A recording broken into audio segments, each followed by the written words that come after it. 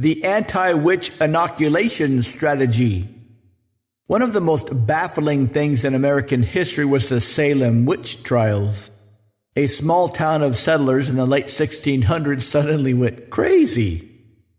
Everybody was accusing everybody else of being witches. 19 people were killed for being witches.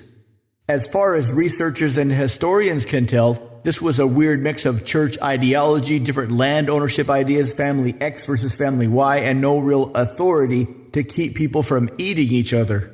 Add in a few hysterical young adolescent types feeling the natural sexual feelings that come with puberty and young adulthood, and pretty soon some literally crazy ideas start swirling around.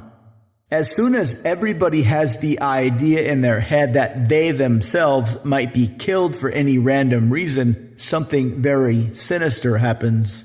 Since everybody believes that it's likely they might be killed since a few others have already been killed without any real reason, self-preservation takes over.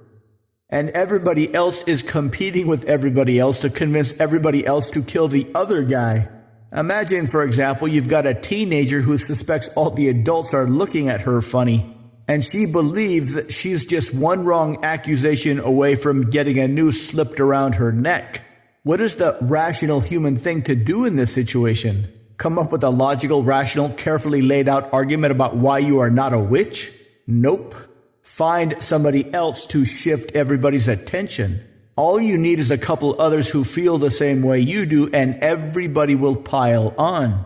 This is, from a structural level, the same thing that happens in school bullying, particularly when the teacher or administration is too scared to take action. All you need is 2 or 3 bullies to terrify everybody. The hive mind will choose the weakest kids.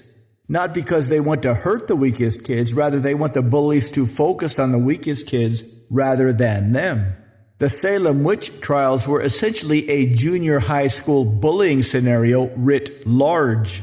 This is how powerful negative social proof is. If it swirls into a negative feedback loop, it is literally deadly, either with a bunch of executed witches or with bullied kids killing themselves. Social proof is far from a clever marketing gimmick.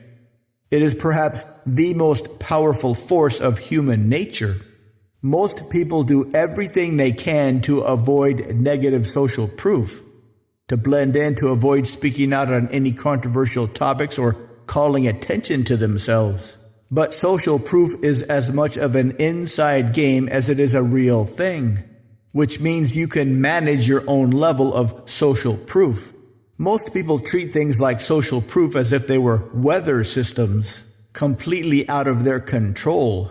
But you can slowly build your own social proof, first in mind, then in your behavior, then how you slowly and covertly imply social proof within normal conversations.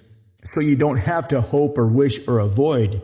You can create and enjoy. Enjoy what?